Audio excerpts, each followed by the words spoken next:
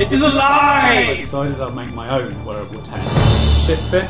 Yes, Michael. Roll the titles. This is my vlog. It's about my life and challenging the stories that we're given about what is going on in our world. Investigative, thoughtful, fun. So I said I was going to breeze over the leaking of the Labour Manifesto. 3 newspapers have covered it on their front pages today. 2 have covered it in a negative light and 1 has covered it in a positive light. The question I've got about it really is it fair for newspapers ahead of formal release of manifestos next week to leak a draft document? It's been interpreted by the media and that interpretation has been given to us. We're all going to be asked to vote in a few weeks' time, and when we get to the voting booth we're going to have to make a decision on who we vote for based on the information we've been given and have made the effort to find out for ourselves. The issue I've got is that if a media that has got a massive reach across the country is biased in any particular direction, then they could potentially influence the outcome of an election. To illustrate my concerns about media bias, I've been tracking the front page headlines of newspapers since the election was announced. The newspapers I've been looking at have a daily readership in excess of 18 million people, that's in hard copy, and then there's several million more actually online as well. So far, 22 days in, I've found that there is a bias in the front page content of our media. Shit fit. Yes, Michael. How many times have I told you it's not Michael, it's Jason? You are not a car that talks to me through a watch, and I am not Michael Knight. Kid, give me a little help with these cups, will you? Right away, Michael. You are wearable tech, and don't forget it. Sorry, Mike. I mean Jason. Insert pie charts. 65.7% of front page headlines have covered Conservatives, 27.9% has covered Labour, and less than 7% covers the rest.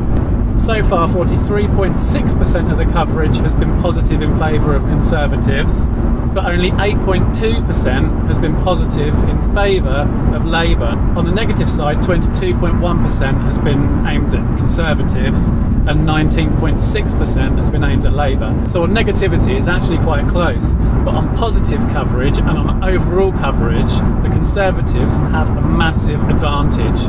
When you think the electorate is somewhere between 40 and 50 million people and the newspapers are reaching over 18 million people, I have to wonder, is what the media say going to influence the outcome of the election? My gut feel is yes. Here we are, my old stomping ground, Reading.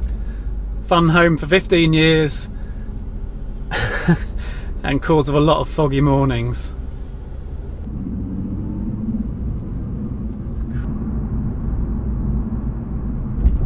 Ah, Reading traffic light stress.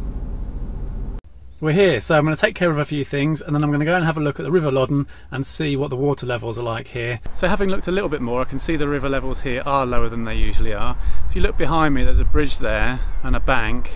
In the winter when things are really bad, when we actually have floods, that will overflow just there. So I'd say the water level we would normally have in Reading is somewhere between where it is now and the side. So it is low compared to normal, and if you look at the tide marks down there as well, you can see how low it is. Oh, this is brilliant. So the very first day that we get a warning from the press about a drought over the summer and it starts raining. Check this out.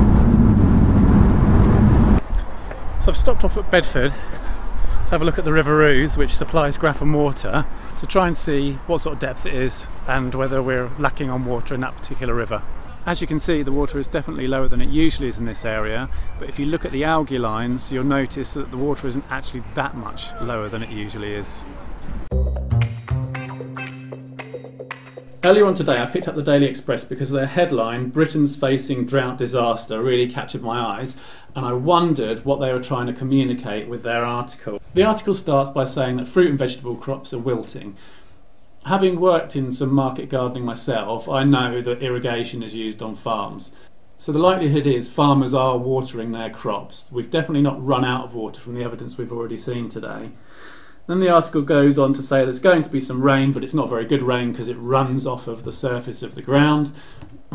doesn't talk about where it actually might go. I'm sure it doesn't just run back into the sea. It's got to go somewhere, hasn't it? And then it says the Environment Agency is monitoring the situation. The other things that the article covers are the Chester races and the Ladbrokes odds on hot weather in May. What the relevance of that is to the article, I don't know. I also picked up the Daily Mail in the hope that they'd be covering the same topic, but unfortunately it's not in there. The one article that is in there, though, is about shops being urged to offer free water to cut plastic bottles. So basically this is about recycling and the likes. I guarantee you one thing, if there is a water shortage or a drought this summer, the one thing that won't be suffering is pricey bottled water. Anyway, back to the topic. We've been out today, we've seen that my local reservoir is completely full, and we've seen that a couple of rivers are probably lower than what they normally would be, but I don't know what you'd normally expect in the summer. So we have to ask ourselves, what is this article trying to communicate? Is it trying to say there's going to be a drought, we're going to have water shortages, and therefore we've got hosepipe ban and putting other measures in place to reduce water usage? Or is it trying to communicate future price hikes? Or is it trying to communicate the fact that there's a need for action to deal with a potential water crisis? Knowing that the companies that run our water supplies are privatised, we have to ask ourselves, if there's a drought ahead, why have they failed in the past to make provision for the future risk of drought? What are they doing to prepare for a situation where we don't have enough water? There's an interesting BBC article from a few years ago which goes through all the options for dealing with drought. So we could have, for example, more reservoirs, we could use seawater, we can recycle sewage water. There's lots of things set out in there, so have a look at that. So I'll leave you with the thought, what are these people trying to communicate and what does the future hold for us? I would guess there's going to be a significant cost implication or cutbacks in the home. Let's wait and see. One more thing before I leave you to it. In episode 2 I talked about acrylamide and it's popped up onto my radar again over the last few weeks.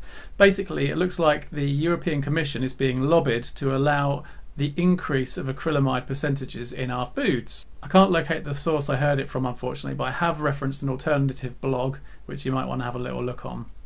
There we go, I'll leave you to it. Shitfit, roll the credits. Okay, but first I need to ask viewers to please subscribe to Jay's vlog. Thank you.